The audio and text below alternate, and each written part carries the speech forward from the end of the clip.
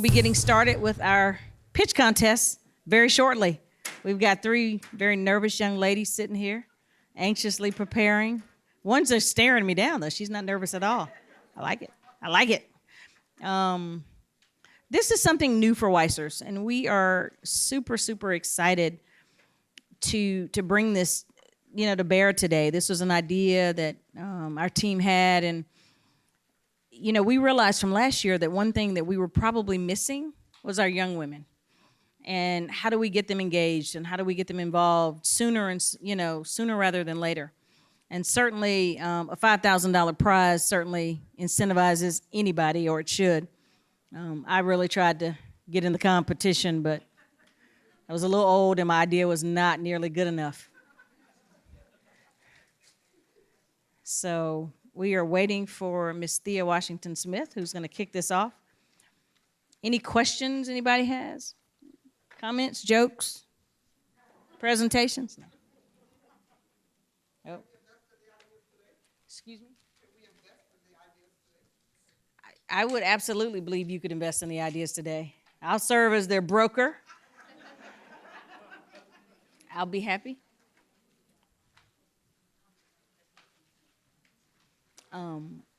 Yeah. Would you guys take investment today if somebody offered it to you? They're all shaking their heads yes, so I think that's a good sign. I'll be honest with you. I think there will be some takers for that when you hear some of these ideas and just kind of the depth of which they are prepared. All right, we're ready. It is my pleasure to introduce one of the WICERS executive team. She is also head executive director of the City of Atlanta's Women's Entrepreneurship Initiative. And she has been the head on this, she's been the lead on this pitch contest. So please welcome Ms. Thea Washington Smith.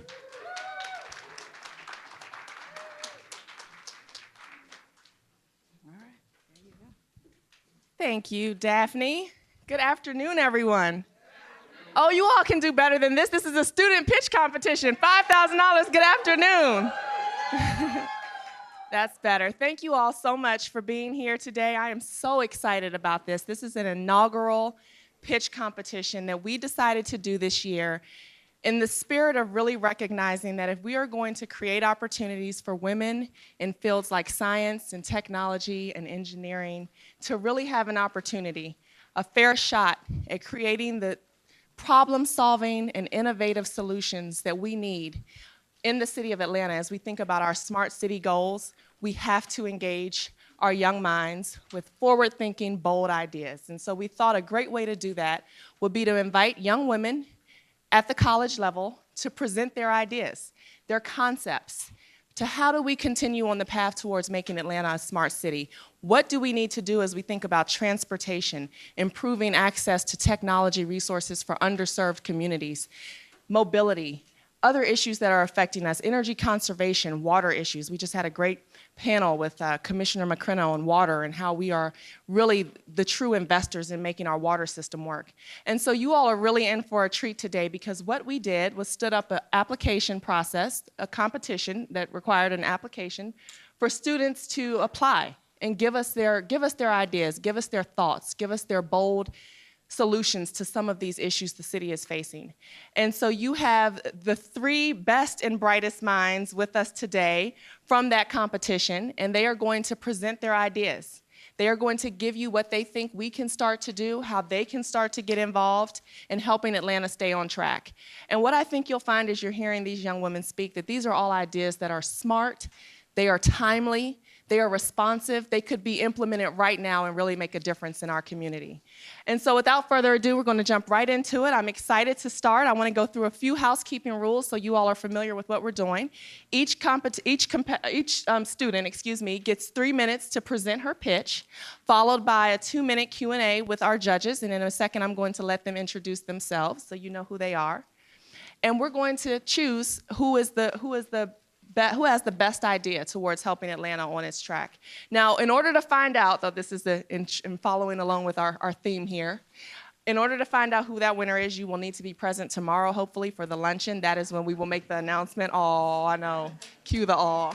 But hopefully all of you will join us back tomorrow for the luncheon where we will announce who that young bright mind is that we are awarding. Our goal really being that these young women have the world at their fingertips, and we just want to help be the wind at their back and helping their ideas come to life. So I'm going to give our judges, we've got a great group of people who are here with us today, seasoned in their fields, really invested in these sorts of opportunities to empower young people towards having the opportunities that will enable them to go as far as they like to go with their dreams. I'm going to give them a moment to introduce themselves, and then we're going to jump right into introducing each of the three young women who are going to present. And we will start right here. Sure.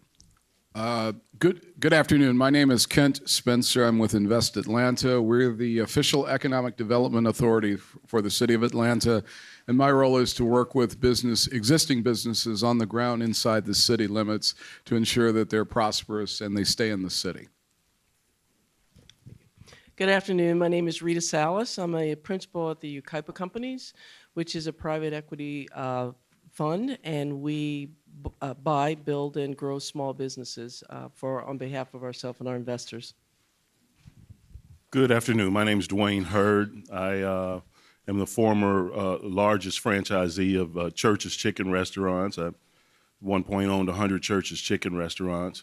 I am currently in airport and food and beverage and retail concessions at Hartsfield-Jackson Airport, Miami, Fort Lauderdale, and just got into both Washington, D.C. airports. All right. Thank you. Big hand for our judges. Okay. We have our ladies here. If you all are ready, we're going to start with our first contestant. I'm going to give each of you a moment and when you go up to the podium to introduce yourself. And then if you'll remember, you have 3 minutes to present. You'll want to look to the back of the room to get your notice right back here. Lisa's waving her hand. And she's going to give you your 1 minute mark when it's time to wrap up and get ready for the 2 minute Q&A with the judges. Okay. And there's a microphone up front for you.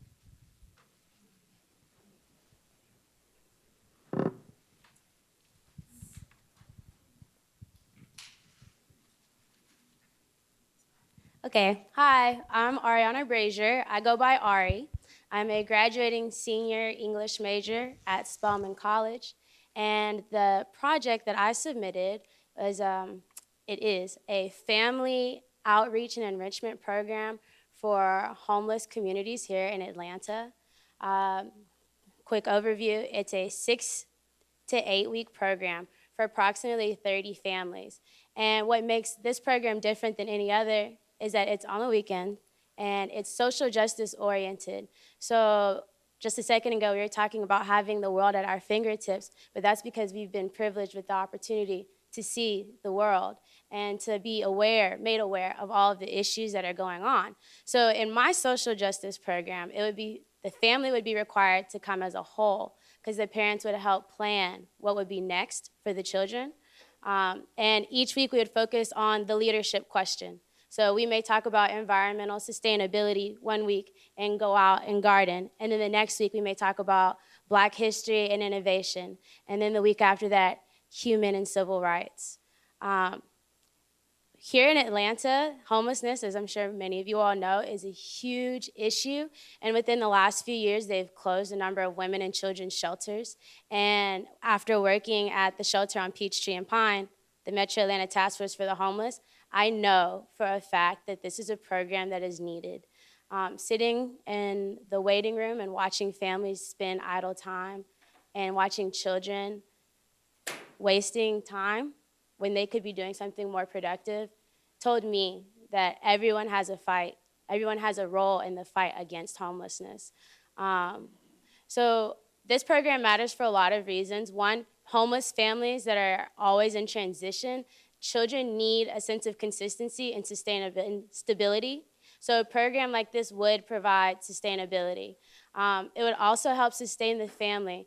Oftentimes when families are in high stress situations, they don't have the opportunity to sit down and recollect themselves. Additionally, this would provide civic engagement and leadership opportunities. And I believe that once you've opened the children's minds and they see that their parents are invested, it'll really take them in this lifelong journey of social action, whether it be engineering, environmental science, artistry, media studies, education. All of these would be made available in this family outreach and enrichment program. Thank you.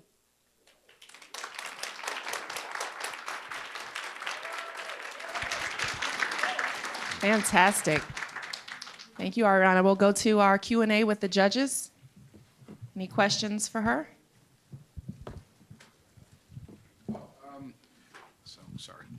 So have you figured out approximately what the cost is of assisting a family on the back end where it's in crisis mode, and your program, I assume, is trying to be interventionist in the front end? So what is the savings, compared to the two, waiting until it kind of hits the wall as opposed to doing the work on the front end? Have you figured that out?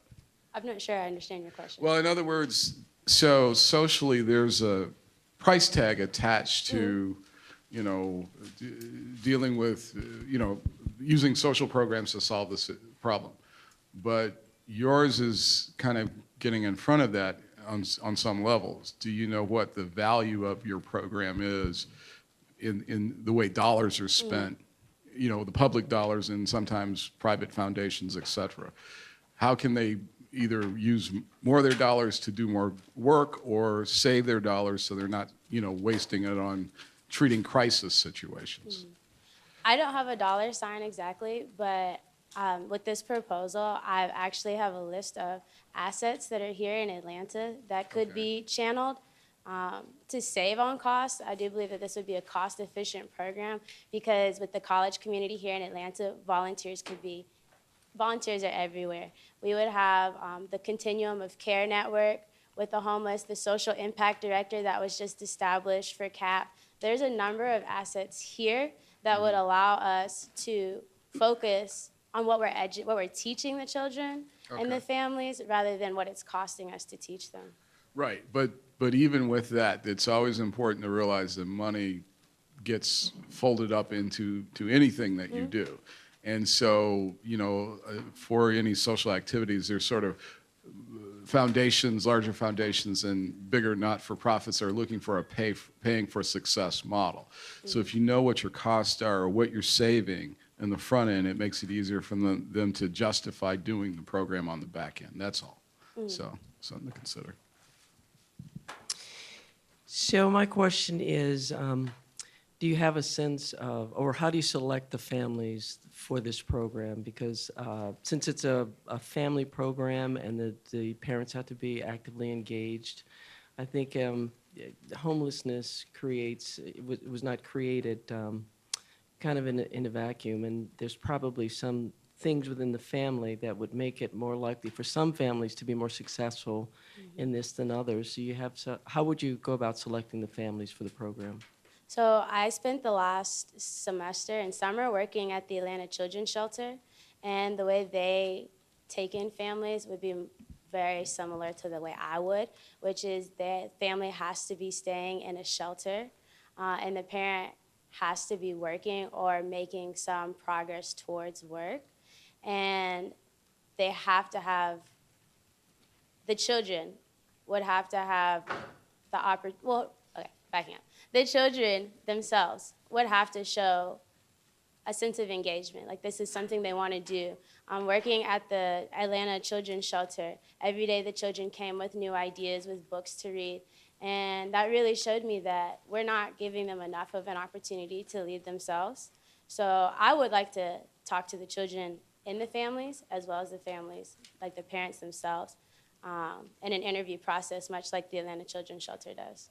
Okay, and just one follow-up question. How would you measure success in terms of this program? As of now, the only measurement that I have would be weekly evaluations for the family and for the volunteers, because I would want it to be a mutually beneficial program. So the volunteers that are coming are learning and they're engaging, and the families that are coming are learning and engaging.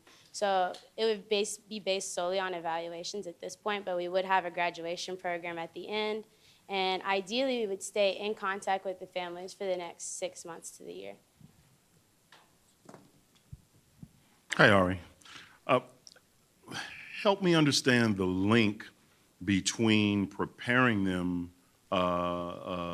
and the physical plant. I mean, do you have a plan or an idea of how we will get them housing once they're prepared, they've graduated?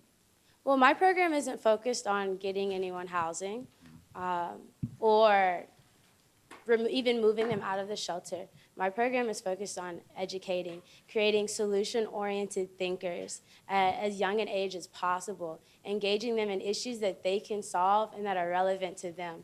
It's not so much about how can we get you into this house or get you this job. It's more about how can we make sure that you're thinking in the future. You're thinking solutions in every question that comes up. It's not so much like structured, step-by-step process as it is just a formal engagement that allows stability for the families that are in constant transition.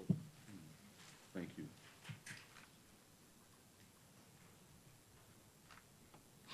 Any more questions? Okay, thank you. Thank you. Thank you. Thank you.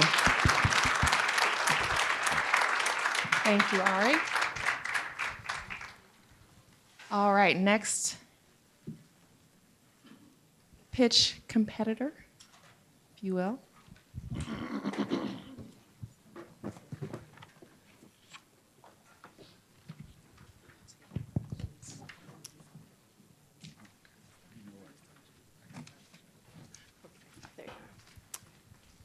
All right, your 3 minutes begins now. Okay. Thank you for having me. My name's Carly Queen. I'm a graduate student at Georgia Tech pursuing a master's degree in civil engineering and city and regional planning with a focus in transportation. I also have an undergraduate degree in mechanical engineering from Georgia Tech, and I have a strong background in sustainability and community organizing as well as consulting. So my business idea is to use my background and skills to create a hybrid for-profit, nonprofit consulting firm that's focused on expanding transportation infrastructures and networks, specifically for cyclists, pedestrians, and transit users in the city of Atlanta and beyond. So if you've spent much time in Atlanta, most of you probably know that many areas, both high wealth and low wealth, are pretty lacking in a lot of these amenities. And so the goal would be to help spread and help basically fill in the gaps in the corridors and the networks that are designed for these users that prevent people from having a viable alternative to the automobile in our city. We would do that through leveraging our flexibility as a hybrid model to really leverage every possible source of funding, from private investment and profit from the for-profit arm to donations and grants and other nonprofit-oriented ways of raising money. And then we would use this to basically expand transit-oriented development, for example, so that it's not just in places like Midtown and Brookhaven, but that it's in Ashby, that it's at West End and Edgewood and Sandy Springs. And basically using a sliding scale to allow consulting services to meet the needs of all communities so that those who can afford it pay a normal consulting fee. And many of them are able to leverage the resources to actually implement the plans that would be generated, but working with them to help make sure that that happens. And then also working with the lower wealth communities and those who aren't necessarily able to afford the studies, let alone implementation, to make sure that the resources and stakeholders are brought together to see these plans through to implementation. I believe that all communities really deserve viable options to the automobile, and we see more and more of that among millennials, among seniors who want options even though they may not be able to drive in their later years, as well as for the mobility challenge. So I really see this serving many, many thousands of people and communities around the city of Atlanta and beyond. And I thank you for your time.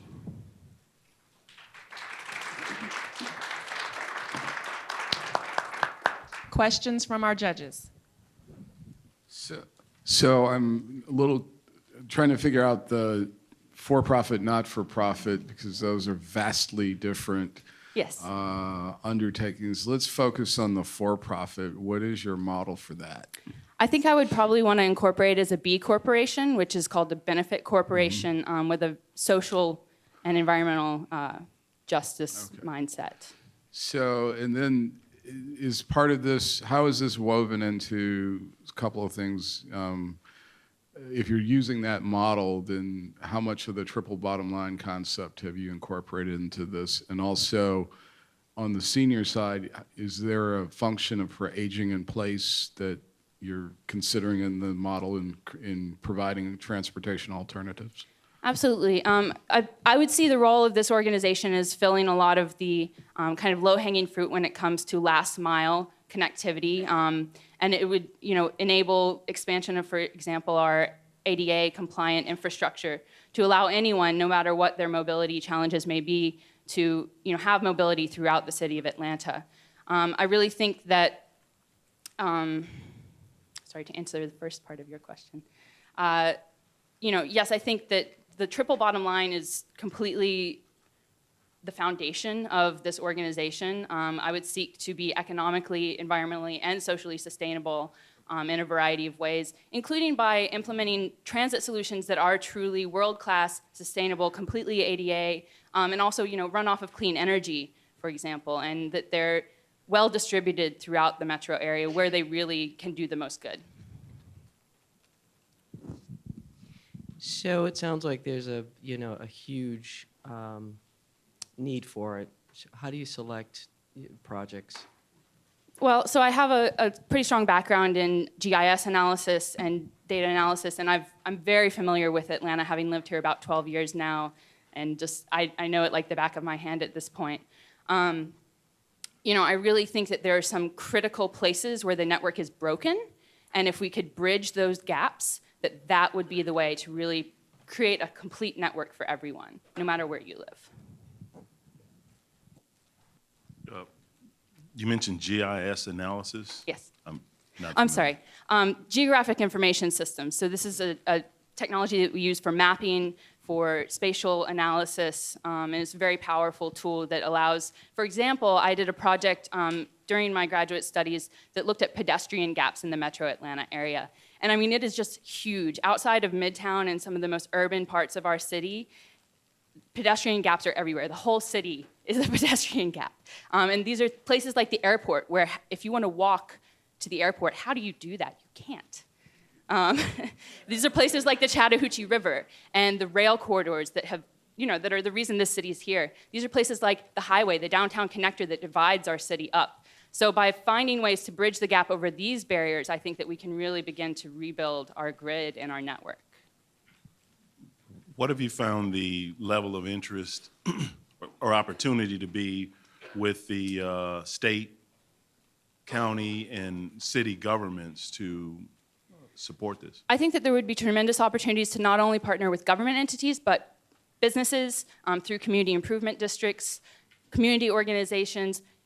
Each different place is going to have a different group of stakeholders that it's going to make sense to reach out to and to bring together to make these things happen. So I definitely would see public-private partnerships as a key role. I think hopefully that answered your question. Yeah. Okay, thank you. Or more questions? Sorry. One more. So, well, I guess what I didn't hear was how you planned it, how you initially had made plans to leverage existing resources such as the Beltline. I mean, Yes. densification takes a long time, and the Beltline actually provides a level of solution for that, so giving you walkability in areas that don't typically have enough density. So once the Beltline is completed, theoretically, most of the city will be walkable on some level. Is that something that you've addressed in your plan? Absolutely, and I work closely with the Beltline. I'm actually their Speakers Bureau administrator for several years now. So I definitely would envision partnering with them. I actually live about, let's say, 2 miles from where the Beltline is planned to come in Northwest Atlanta, which probably will be the last part to actually happen. But 2 miles is a pretty long way, and when you're walking that 2 miles on Marietta Boulevard without sidewalks, it's no fun. So, I would look for opportunities to absolutely connect to the Beltline through path networks, through better sidewalks even, and then also through transit, because not everybody's even willing to walk 2 miles. So, thank you. Thank you, Carly.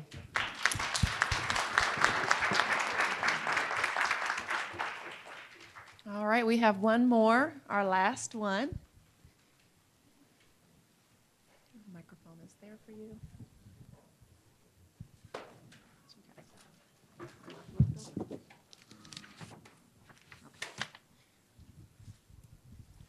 All right, your 3 minutes begins now.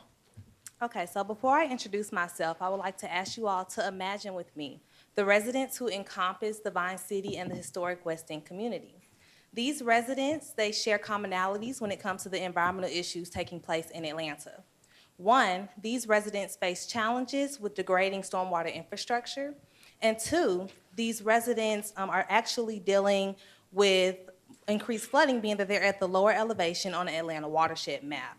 So being that water actually runs from high elevation to low elevation, the residents within these low elevation communities are dealing with an increased amount of flooding compared to communities at higher elevation, such as Buckhead and northern Atlanta.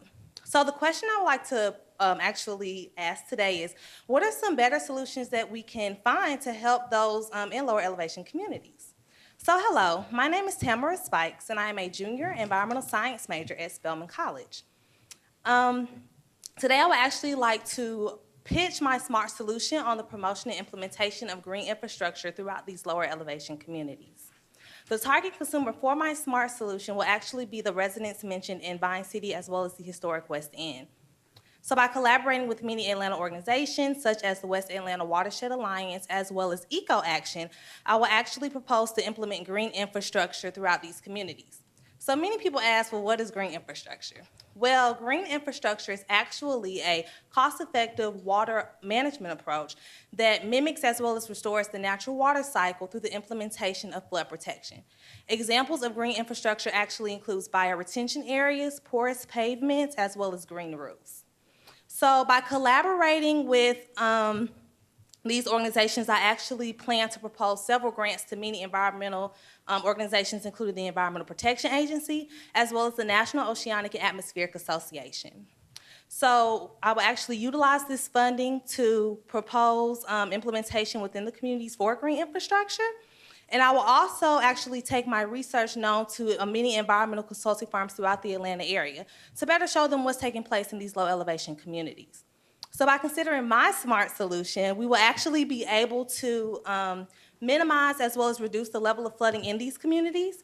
And we will actually help those within elevation communities. And most importantly, we will make Atlanta a more proficient steward of the environment. Thank you.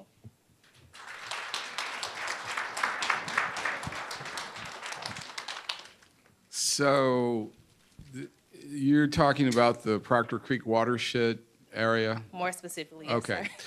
sir. So there, they're adding a trail. The city's adding a trail. Mm-hmm. The creek has some It has a lot of issues. challenges. Right. So how, more specifically, and again, I always get back to money, monetarily, are you going to bring environmental justice to this area? That's a great question. So when you're dealing with a lot of engineering projects as well as green infrastructure, I don't really put an exact cost on it because it depends on the area. Like I said, Right. It depends on how much of green infrastructure are we covering throughout the community.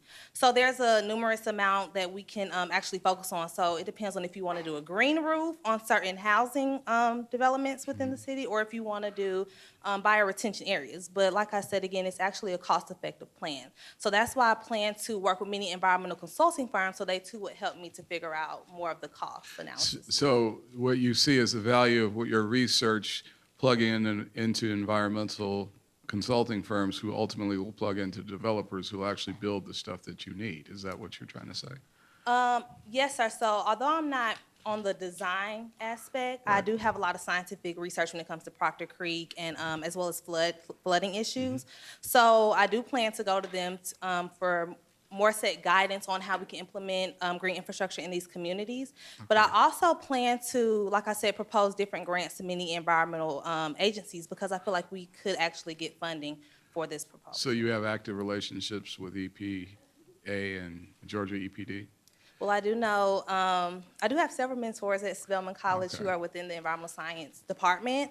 So they will actually help me with actually proposing this grant. Okay, well, we can talk offline. Okay. Okay.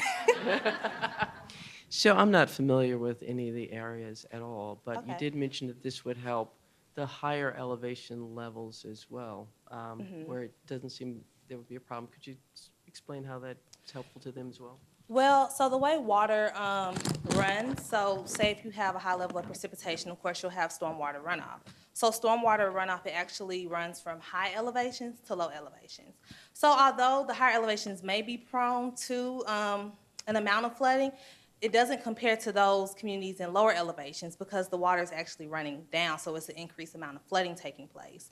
And when you actually look at the lower elevation communities, these are unrepresented communities that actually has a failing amount of stormwater infrastructure and things of that sort that can actually prevent the flooding to take place or actually diminish it. So that's pretty much why I wanted to focus on the lower elevation communities.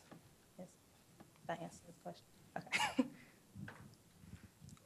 Are you aware of anything that is going on today with the City of Atlanta, the Department of Watershed, the counties, and the state that are headed in that direction? Yes, sir. So although it correlates with flooding, I'm more known with the water quality because this actually has a health impact as well to those in lower elevation communities. So Proctor Creek actually does have a lot of challenges when it comes to diminished water quality. So by implementing the green infrastructure, we're actually able to reduce the stormwater as well as reduce the amounts to minimum levels so that it won't further impact the community. So when you are dealing with stormwater runoff, it actually, as it's flowing, it actually encompasses or takes up a lot of sediments that have toxics and therefore in it. So that's my aspect on it. So what would be the end result of this effort? So the end result is basically to implement a numerous amount of green infrastructure throughout the West End as well as the Vine City community. From there, we will be able to reduce the amount of stormwater runoff to minimal levels. Not only will it decrease flooding in those areas, but it will also increase the environmental health impact of the community as well. Because when you're dealing with green infrastructure, it basically absorbs the amount of runoff. So instead of it all flooding to one particular area, as it's traveling, it will actually be absorbed by the green infrastructure.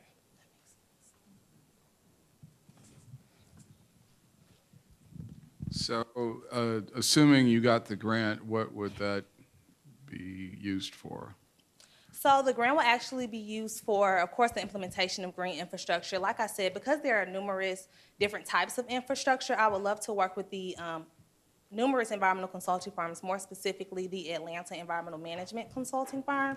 And from here, they will guide me on what's the best green infrastructure for this specific community, whether it's green roofs on most of the housing, or whether it's bioretention areas that can better encompass the stormwater runoff, that results from precipitation.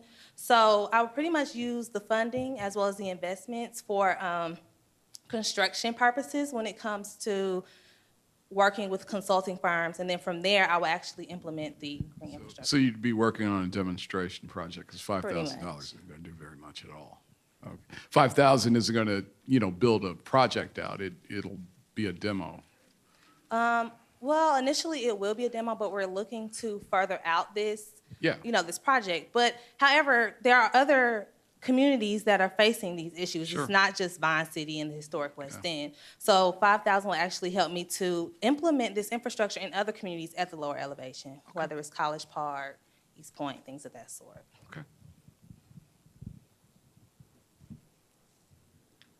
Thank you for your time.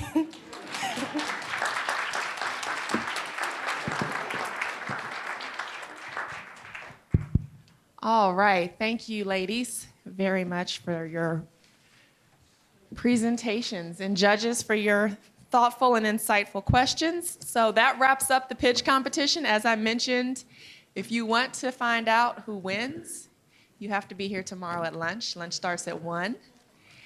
You're welcome to stay in this room. I think we've got a little bit of time before the next set of panel start, of course, there's, in case this made you hungry for more food, there's some more lunch out in the common area, and then, of course, the exhibiting area as well. Otherwise, you're welcome to hang out for just a bit. But thank you all so much for coming and for being a part of this. We hope you all were as motivated and energized as we were to hear from these young people. Thank you.